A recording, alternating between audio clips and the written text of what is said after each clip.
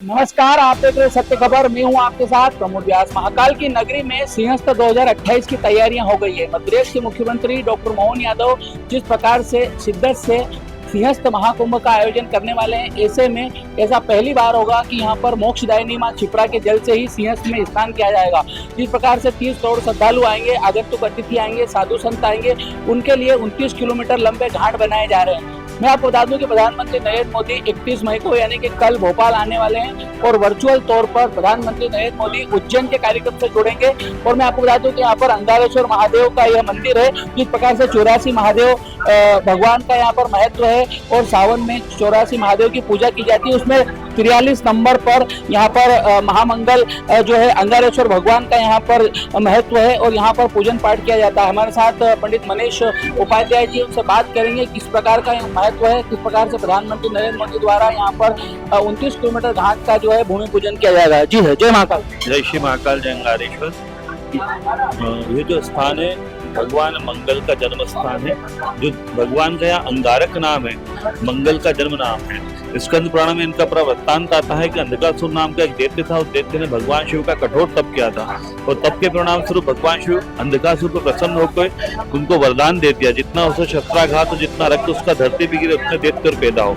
ये वरदान प्राप्त करके अंधकासुर ने तीनों लोकों पे विजय प्राप्त कर ली। देवताओं को स्वर्ग से निष्कासित कर दिया, पराजित कर दिया। पराजित निष्कासित देवता लोग भगवान ब्रह्मा के पास गए, उनसे प्रार्थना करी। तब भगवान ब्रह्मा बोले कि अंधकासुर को तो भगवान शिव का वरदान प्राप्त है, हम सबको भगवान शिव के पास चलना चाहिए। फिर समस्त देवता लोग ब्रह्मा जी को लेकर भगवान शिव के पास गए, उनसे प्रार्थना करी। तब भगवान शिव ने समस्त देवताओं की प्रार्थना स्वीकार करते हुए अंधकासुर से युद्ध किया। तो जितना भगवान शिव अंधकासुर पे शस्त्राघात करते, जितना रक्त उसका धरती पे गिरता, उतने दैत्य और पैदा हो जाते। इस प्रकार से भगवान शिव भी युद्ध करते करते थक गए।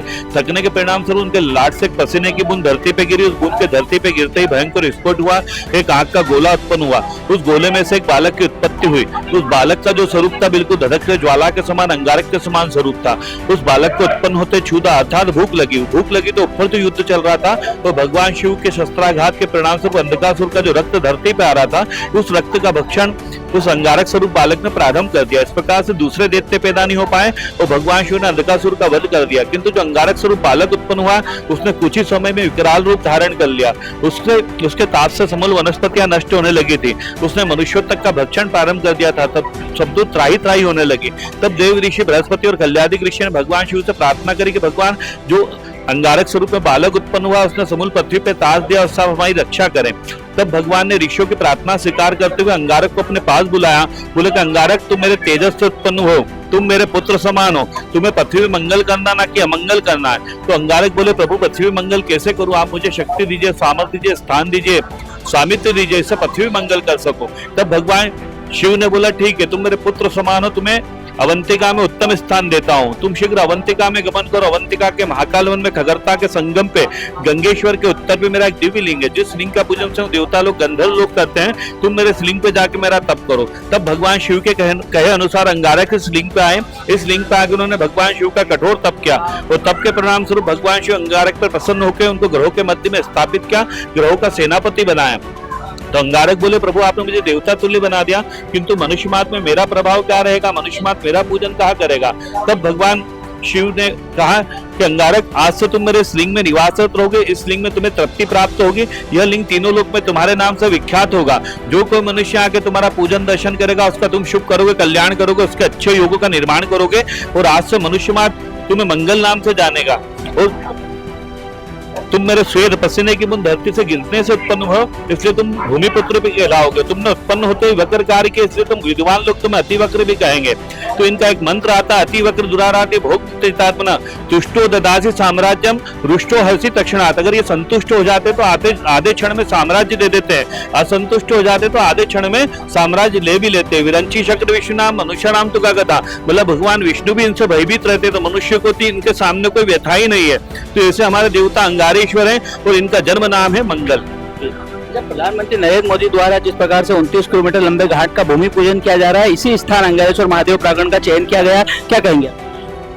लोक माता अहिल्या देवी के 300वें जन्मोत्सव पर और क्षिप्रा गंगा की शुद्धिकरण के उपलक्ष्य में और सबसे बड़ा महापर्व सिंहस्थ महापर्व जो 2028 में हमारे यहाँ होगा, उसकी सफलता के लिए और समस्त प्रकार से शिप्रा में शुद्धिकरण रहे, उसके लिए हमारे यशस्वी मुख्यमंत्री जी महोदय ने हमारे शिप्रा पे जो 29 किलोमीटर के घाटों का निर्माण हो रहा है, उसमें प्रथम स्थान जो चयन किया है वो अंगारेश्वर का क्या है, तो अंगारेश्वर भूमिपुत्र है।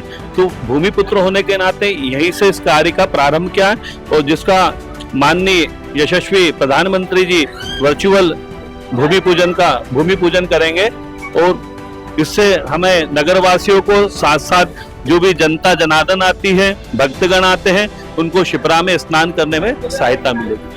तो आप देख सकते हैं कि पंडित मनीष उपाध्याय जी इन्होंने काफी विस्तार से बताया कि किस प्रकार से मंगलनाथ मंदिर का यहाँ पर पीछे जो मंगलनाथ मंदिर के पीछे अंगारेश्वर महादेव का मंदिर है, इसका क्या महत्व है, किस प्रकार से यहाँ पर पूजन अर्चन किया जाता है। और सबसे बड़ी बात है कि प्रधानमंत्री नरेंद्र मोदी और मध्य प्रदेश के मुख्यमंत्री डॉक्टर मोहन यादव के द्वारा वर्चुअल तौर पर 29 किलोमीटर लंबे घाट का जिस प्रकार से भूमि पूजन किया जाना है, इसलिए आप देख सकते हैं यहाँ पर एक शिप्रा नदी के बीचों बीच जिस प्रकार से यहाँ पर वह डोम बनाया गया, आप देख सकते हैं यहाँ पर तैयारियां चल रही है। उज्जैन कलेक्टर रोशन कुमार सिंह से लगाकर नगर निगम आयुक्त आशीष पाठक है, एसडीएम एलन गर्ग है, गतिका भीमावत है, एसपी प्रदीप शर्मा से लेकर पूरी टीम यहाँ पर जिस प्रकार से चाक चौबंद इंतजाम कर रही है। ऐसे में यहाँ पर 21 मई को प्रधानमंत्री द्वारा 29 किलोमीटर लंबे घाट का भूमि पूजन किया जाएगा, जो कि एक बड़ी सौगात होगी। प्रमोद व्यास, सत्य खबर।